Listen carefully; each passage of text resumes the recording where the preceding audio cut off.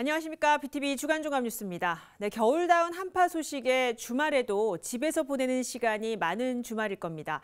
특히 아파트 같은 공동주택은 평일보다 층간소음을 느낄 시간이 많을 텐데요. 네, 이번 주 주간종합뉴스는 이 층간소음을 주제로 이슈를 정리했습니다. 단독주택을 제외한 공동주택, 다세대 빌라 등 여러 세대가 함께 살면서 겪는 층간소음, 이 해결 방안은 무엇일까요? 먼저 아파트 층간소음에 대한 서울 시민들의 의견부터 들어봤습니다. 층간소음을 경험해본 시민들, 젊은 학생부터 어르신까지 세대별로 느끼는 층간소음에는 다소 차이가 있습니다. 공부할 때 그 소리들이 나면 방해되는 느낌을 받아서 좀 힘든 점이 있었던 것 같아요. 자재들을 방음이 잘 되는 자재를 써서 층간소음을 예방할 수 있도록 그렇게 법안을 조정했으면 좋겠어요. 찾아가서 얘기하고 싶은데 보다가 밤에만 그래요. 또 낮에는 괜찮은데 밤에 그러니까 밤에 찾아가기가 뭐잖아요. 또 낮에는 괜찮은데 낮에는 또 조용해요. 근데 꼭 저녁 시간에 밤에. 특히 어린 자녀가 있는 가정집은 뛰어노는 아이들 탓에 주변 민원이 많습니다. 아랫집으로 퍼지는 층간소음의 가해자가 되지만 해결법을 찾기가 어렵습니다. 일단 저도 아들 2명이다 보니까 애들이 뛰지 말라는 말을 일단 항상 하게 되고 24시간 그 말은 항상 하고 있는 것 같아요. 이렇게 보복성, 약간 망치 같은 걸로 벽을 밑에 집에서 화장실에서 엄청 세게 치면 이제 위에 올라오는 거죠. 전직 아파트 동대표도 만나봤습니다. 일정한 소음을 호소한 주민 의견을 듣고 소음의 근원지를 찾아 나선 사례를 설명합니다. 아파트 위아래층뿐만 아니라 2개 층 떨어진 소음에 고통을 호소한 겁니다. 그리고 서로 대면하는 자리에서 조심해 줄 것을 제안했습니다. 바로 위층 아래층이 아니어도 있을 수 있다. 그러니까 그 주변에 그것도 옆에 라인에서 자방틀이 있는데 그게 들렸다. 좀 이해 좀 해주시고 그러면 아유 그러죠. 뭐 그리고선 잘 푸는 사람도 있는가 하면 좀 감정이 있는 사람은 그렇게 돌발하고. 우리는 조금 일찍 자고 그러면 그 사람들은 늦게 들어와서 뭐 씻고 어쩌고 하면은 이제 걸어 다닐 때 거실 같은 데 방에서 걸어 다니고 그럴 때는 소리가 나더라고요. 층간소음 몇 번 나왔고 그래서 올라가지 않고 이제 만나면 엘리베이터 같은 데 만나면은 저녁에 늦게 들어와서 좀 소리가 난다. 좀 조심 좀 해달라. 그렇게 얘기도 하고. 누구나 한 번쯤 경험해본 층간소음.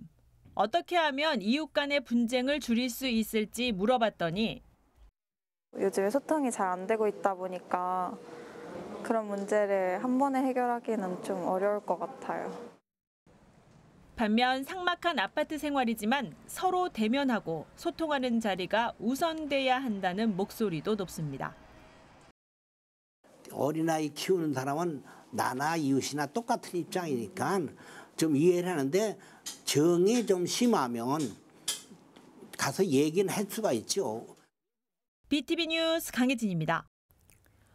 네, 층간소음 민원 해결을 위해 지역마다 여러 해결책을 고민하고 있습니다. 중구청은 올해 갈등관리팀을 신설하고 갈등 소통방을 운영하고 있는데요. 여기에 층간소음 문제도 많은 비중을 차지합니다. 이재원 기자가 취재했습니다. 아파트 4층에 거주하는 30대 청년은 시도 때도 없는 소음과 진동으로 고통을 호소합니다. 취업준비생으로 집에서 생활하는 시간이 많지만 진동과 소음으로 취업 준비에 집중하기가 어렵기 때문입니다. 2층에 거주하고 있는 부부가 봉제업체를 운영하고 있는데 집에서 공업용 재봉틀을 돌리고 있기 때문입니다. 중구 갈등 소통방 팀은 민원 신청인을 직접 만나고 2층인 피신청인 집도 방문했습니다. 소음의 원인을 찾다가 재봉틀에 보조 책상을 분리했고 진동이 줄어드는 것을 확인했습니다. 피신청인의 사정을 들어보니 몸이 아파 공장에 나가지 못하는 아내가 급히 납품해야 하는 제품을 집에서 만들고 있었습니다. 갈등 소통방 팀은 이 사정을 그대로 신청인에게 전달했고 신청인이 외부 활동을 할 수 있도록 부인 정보도 제공했습니다. 이와 함께 외출을 권유하면서 신청인과 피신청인 간의 합의를 통해 재봉틀 운영 시간을 하루 4시간으로 제한하는 문서를 작성했습니다. 피신청인 입장에서 이런 상황들에 대해서 좀 설명을 좀 해주니 또 신청인 쪽에서도 처음에는 자기 주장을 먼저 이야기를 하다가 좀 시간이 가면서 그럴 수도 있겠다라는 그런 이제 판단을 했던 것 같아요. 그 과정에서 그렇다고 한다면은 최소한 이 정도는 할 수 있지 않겠냐라는 일종의 이제 선택지 대체 방식을 신청인이 제시하게 되더라고요. 관리규약상 아파트 단지에는 층간소음관리위원회가 설치돼 있는데 유명무실한 것이 현실. 하지만 층간소음관리위원장을 맡고 있는 김정혜 씨는 적극적인 활동으로 이웃 간 분쟁을 이웃이 함께 해결하고 있습니다. 5층에 살고 있는 A 씨는 딸과 단둘이 살고 있는데 위층의 소음으로 고통을 받아왔습니다. 급기야 보복 차원으로 천장에 스피커를 설치해 소음이 발생할 때마다 위층에 소리가 전달되도록 음악을 크게 틀어놓았습니다. 김정혜 씨는 먼저 A 씨를 찾아갔고 사정을 듣다가 직업이 회계사라는 것을 알게 됩니다. 김 씨는 A 씨에게 동대표를 권유했고 동네 일을 맡게 된 A 씨는 위층의 가족이 6명이나 되고 노부모를 모시고 있다는 사실을 알게 됩니다. 서로 어르신이 계시니까 인사도 잘하고 그 부부도 그 대표님 만나면 회계사님 만나면 서로 깍듯하게 인사하고 그렇게 지내는 거 제가 지금 보고 살아요. 결국 층간소음 갈등은 소음이라는 원인에만 매몰되다 보니 원인 제거에만 집중돼 갈등으로 이어지고 있습니다. 이웃이 서로의 사정에 대해 잘 모르고 이해를 하지 않아 갈등의 골이 깊어지기 마련입니다. 서로가 소통하기 위해서는 둘만의 문제로 치부할 것이 아니라 지자체는 물론 아파트 관리 주체, 갈등을 3자 입장에서 바라볼 수 있는 이웃의 도움이 절실합니다. 그 지역 사회에서 관심을 가지고 챙겨야 될 문제라고 봅니다.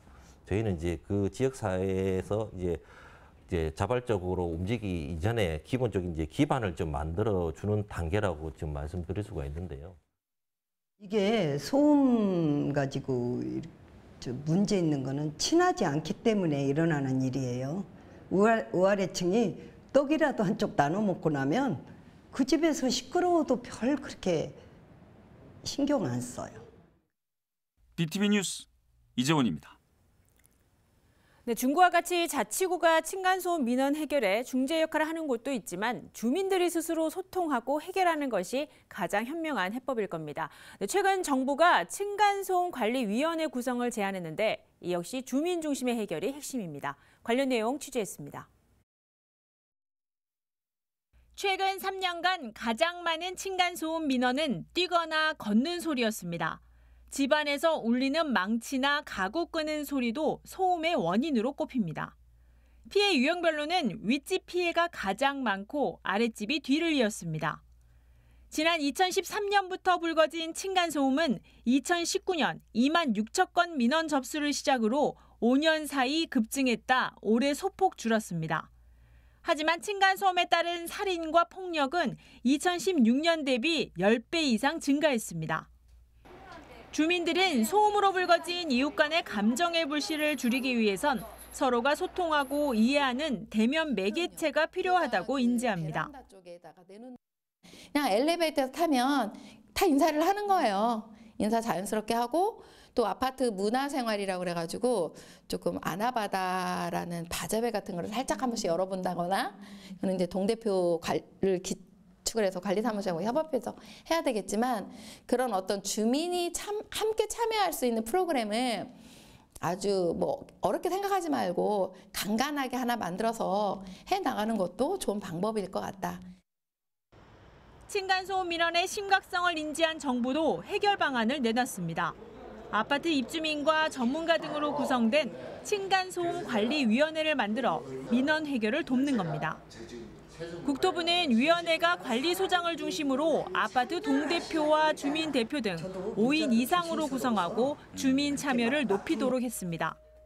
뛰고 걷는 발자국 소리를 줄이기 위한 매트 설치나 가구 방지 시스템 등도 위원회가 권고할 수 있는 방안 중 하나입니다. 실내에서의 반려견 소음 예방책도 주민들이 자발적으로 권고토록 제안했습니다. 20% 이상 차지하는 것이 반려견 소음입니다. 그런데 제외되어 있다 보니까 이 부분 자체를 다루지 않고 있는데 현장에서는 이 문제 자체가 굉장히 좀 심각하게 올라오고 있다는 거죠. 그래서 이 층간소음관리위원회라는 부분을 활성화시켜서 이런 부분들까지 좀 다루게 한다면은 아마 층간소음에 대해서 완전 해소다라고 할 수는 없지만 이런 부분들이 일정 부분은 좀 줄어드는 효과도 있을 것이다. 아파트는 물론 다세대 빌라 등 지속적으로 제기되는 공동주택 층간소음. 시끄럽게 울리는 소리에 내 집에서 살기 힘들다는 민원 대응을 위해 층간소음관리위원회의 민원 대응 활동이 소음을 줄이는 기반이 되길 기대해봅니다. BTV 뉴스 강혜진입니다.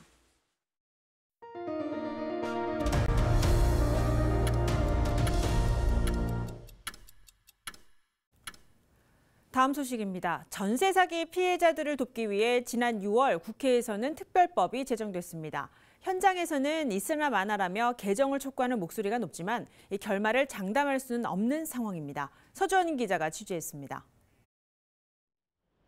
정부가 피해자들에게 경공매 절차와 신용회복, 금융과 긴급복지 등을 지원하도록 하는 전세 사기 특별법.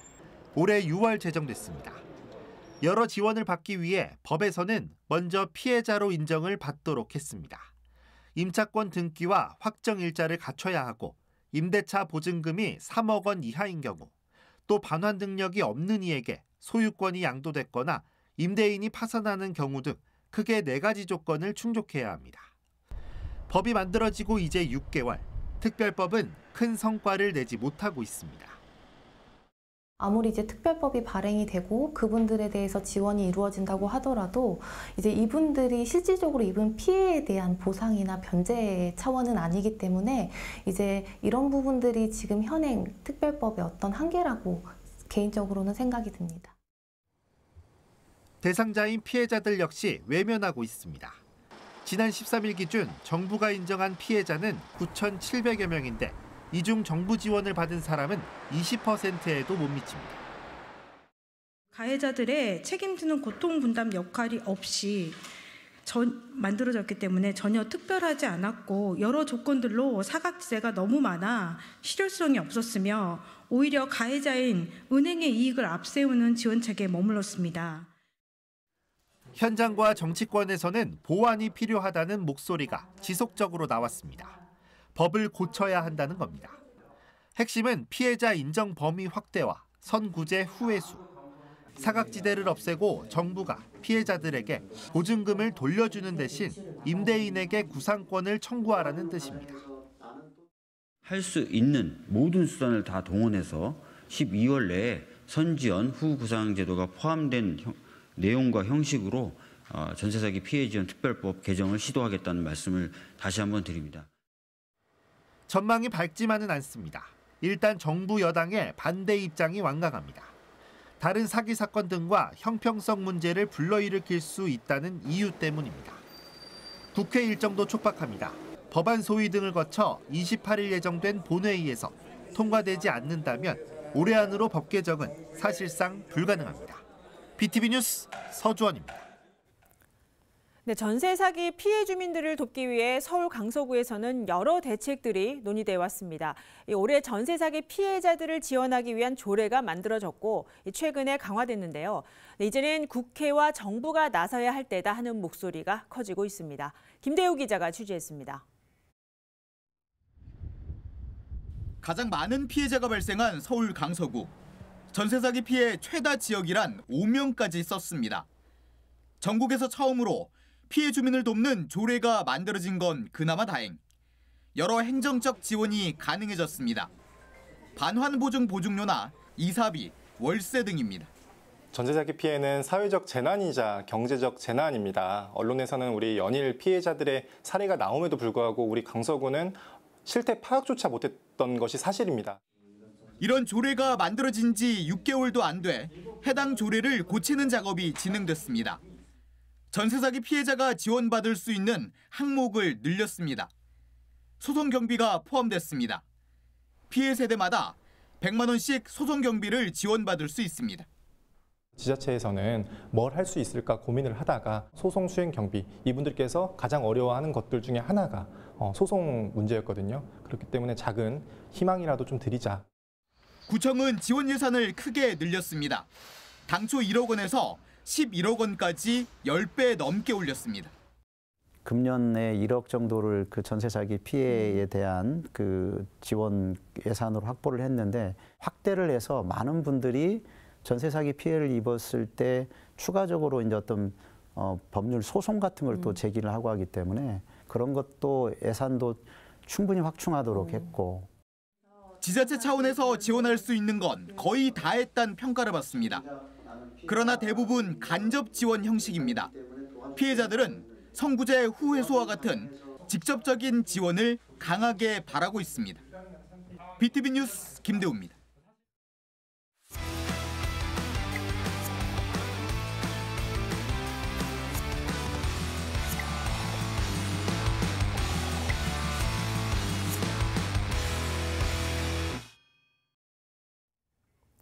네, 지역의 이슈와 다양한 정보 등을 주민이 전하는 주민통신원 순서입니다.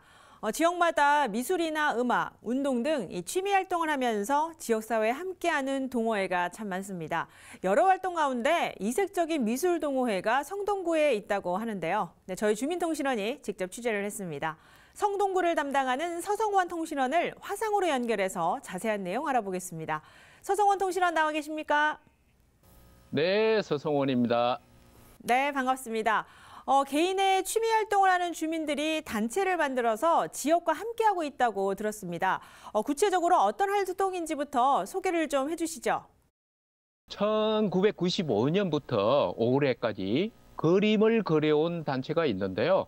늦바람 미술동호회입니다. 이들은 미술을 전공하지 않은 사람들인데요. 이 동호회가 유명한 것은 지역 주민과 함께하기 때문입니다. 어린이날이면 페이스 페인팅을 도와주고 성동구 우리고장 지도 만들기, 지역 주민 자화상 그리기 등을 했습니다. 지역 주민을 위한 미술 강좌를 열기도 했고 그림을 통한 이웃 만들기 사업에도 참여를 했습니다. 네, 28년 동안이나 그림을 그린 동호인들이 올해 전시회를 기획했다는데 이 전시 소식과 함께 또 참여한 동호인들의 소감도 취재를 하셨다고요. 네, 동호회 작업실은 성동구 상황심리역 가까운 데 있는데요. 회원들은 이 작업실에서 짬짬이 그림을 그리는데 그 결과물을 전시하기도 합니다. 지난 12월에는 인사동 갤러리 2저에서 정기 전시회를 가졌습니다. 아마추어 단체지만은 실력 많은 전문가 못지 않았습니다. 전시장에 걸린 작품들은 일반 전시회 작품들과는 좀 달랐는데요. 테크닉이 아니라 순수한 마음으로 그렸기 때문입니다. 늦바람 화풍이라고 생각합니다. 그림을 처음 배우는 사람들을 위해서 기초반을 두기도 하는데 회원이 그림을 그릴 수 있도록 도와주는 방식입니다. 이렇게 해서 늦바람 화풍이 만들어지고 있습니다.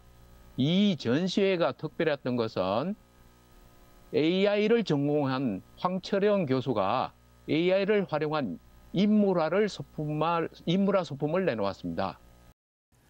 네, 주민과 또 지역의 미술 전문가도 참여하는 미술 동호회인데요. 끝으로 이 다양한 활동을 하고 있는 늦바람 미술 동호회의 앞으로의 계획도 궁금합니다. 이 동호회가 활동한 내용은 다큐멘터리를 찍어도 될 만큼 다양한데요.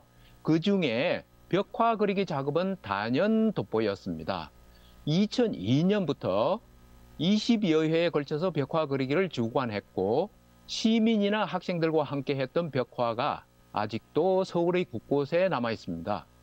은평구, 영등포구, 강북구, 성북구 등등입니다. 내년에도 지역 주민과 함께하는 생활미술 작업을 계속해 나갈 예정이라고 합니다. 그림을 통해서 마음의 안정을 얻고 싶은 분은 언제든지 환영한다고 합니다. 네, 여기까지 듣겠습니다. 주민들이 미술을 통해 개인의 인생을 풍성하게 만들고 또 어떻게 우리 사회를 밝게 만드는지 서성원 통신원과 이야기 나눠봤습니다. 네, 취재하느라 고생 많으셨습니다. 네, 수고하셨습니다.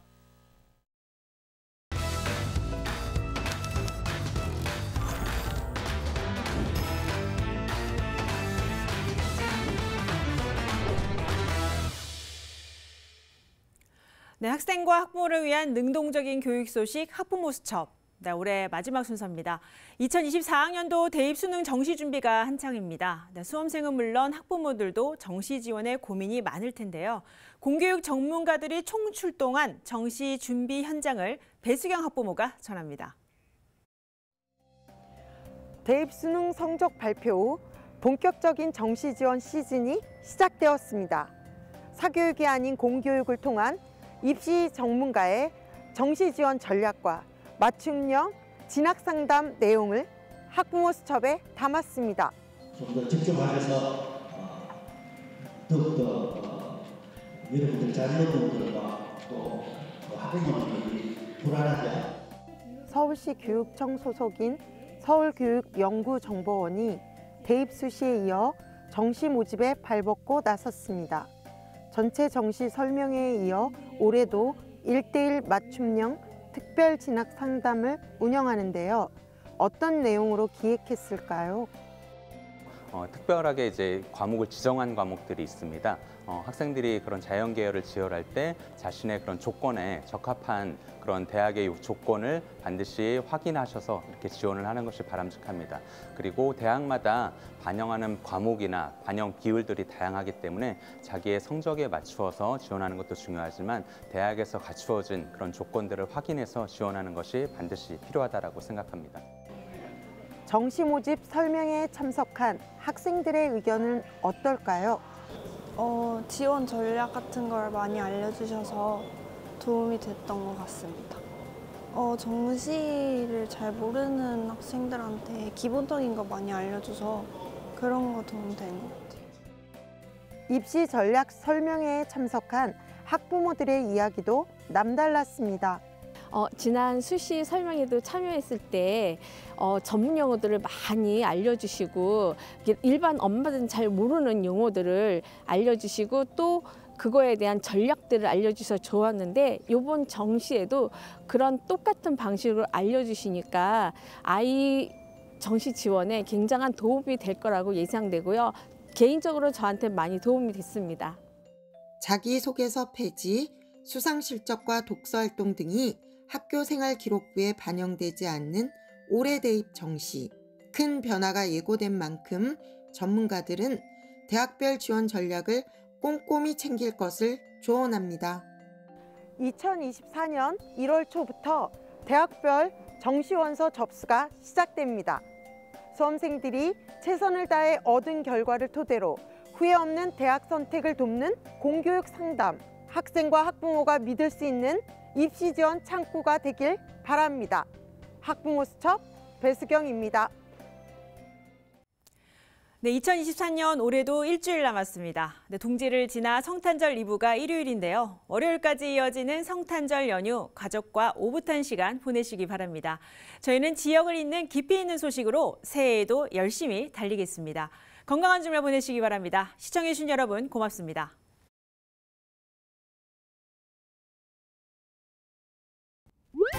BTV 뉴스를 더 많이 보고 싶으시다면 여기 구독 버튼을 눌러주세요. 추천 영상도 누르면 바로 재생됩니다. 또 다양한 서울 소식을 보고 싶으시다면 휴대폰에서 가지 앱을 다운로드해보세요. 저희 BTV 뉴스를 시청해주셔서 감사합니다.